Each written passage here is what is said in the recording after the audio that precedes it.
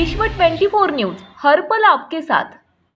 Hello hello hello sir हां बोला sir नमस्कार सर नमस्कार सर जिल्हा परिषद इलेक्शन संदर्भात तुमच्याशी संवाद साधायचा होता।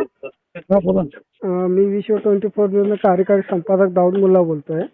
हां बोला बोला सर तुम्ही शिवसेना पक्ष प्रवेश केला हां आणि तुम्ही काही आरोप केलेला आहे की सचिनदादा कल्याण शेट्टी भाजपचं हां कुठं हां हां तर याचं नेमकं कारण काय आहे शिवसेनामध्ये प्रवेश करण्याचं?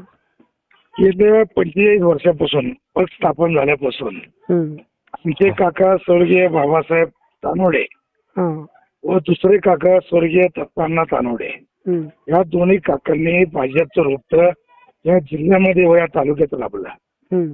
आज ते आमचं घराण्याचं 45 वर्षाचं काम असल्यामुळे कायम आम्ही कुठल्या निवडणुकीच्या प्रक्रियेमध्ये आम्ही असतो। मी स्वतः 3 वेळा जिल्हा परिषद सदस्य म्हणून निवडून आलोय।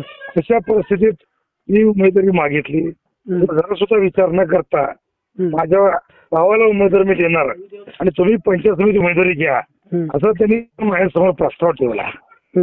तो प्रस्ताव मी नाकारला, कारण मी सलग 3 वेळा जिल्हा परिषद सदस्य असताना मला खाली पंचायत समिती सदस्य पद तुम्ही देऊ नका आणि मी म्हटलं त्यांच्या भावाला त्यांनी हात धरल्यामुळे त्यांच्या माझ्या ह्याच्यात आले, त्यामुळे मी शेवटच्या क्षणी शिवसेनेमध्ये उमेदवारी घेतली।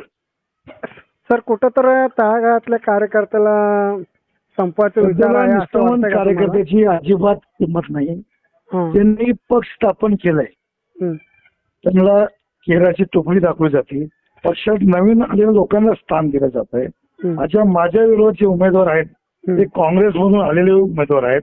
एक शिक्षिकाला त्यांनी उमेदवारी दिली आहे काही कारण नसताना, त्यामुळे फक्त तानोडे परिवाराला उमेदवारीपासून वंचित ठेवण्यासाठी त्यांनी एक मोठं राजकीय षडयंत्र सन्माननीय आमदार साहेबांनी आमच्या विरोधात केली आहे।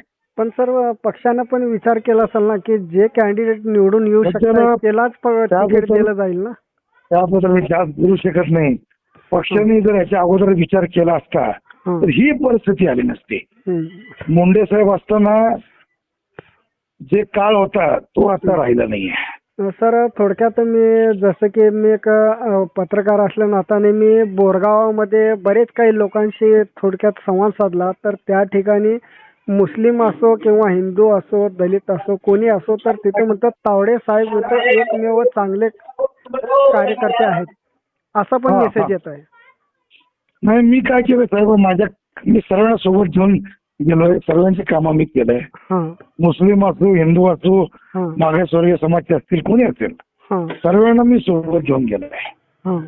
त्यामुळे एवढी प्रतिमा आम्ही चांगली असताना सुद्धा आमदार साहेबाला फक्त आमचा परिवार राजकारणातून बाहेर पडावं यासाठी त्यांनी आम्हाला उमेदवारी दिली नाही। आमदार साहेब जर बघितलं गेलं तर त्यांच्या वडिलांपासून आमच्या परिवारावर त्यांचा रोष आहे। आमच्या काकाला जेवढ्या बीजेपी पक्षाने आमदारकीला उमेदवारी दिली आहे त्या प्रत्येक निवडणुकीत त्यांनी काँग्रेसचं काम केलंय। अशा परिस्थितीत फडणवीस साहेबांनी त्यांना याचं माहिती न घेता 2019 पासून त्यांना भाजपची उमेदवारी दिली। पार्श्वभूमी फडणवीस साहेबांनी काहीच न पाहता त्यांना उमेदवारी दिली आहे। ज्या सुभाष देशमुखनी साहेबांना ह्यांना मोठं केलं त्यांच्यातच दिलीप सारखा अजगर पायात सोडला। सर थोडक्यात म्हणजे त्यांच्या भावाला तुम्ही मोठं पद देत नाहीत म्हणून तुमच्याशी असं धोकाधडी होत आहे असं वाटतंय तुम्हाला? हा आमच्यासोबत अन्याय त्यांनी केला आहे। बरं बरं ठीक आहे सर। विश्व 24 न्यूज राज्यातील महत्त्वाच्या आणि आपल्या भागातील ताज्या बातम्या पाहण्यासाठी आजच आमच्या विश्व 24 न्यूज चॅनलला यूट्यूबवर सबस्क्राईब करा आणि बेल आयकॉन प्रेस करा।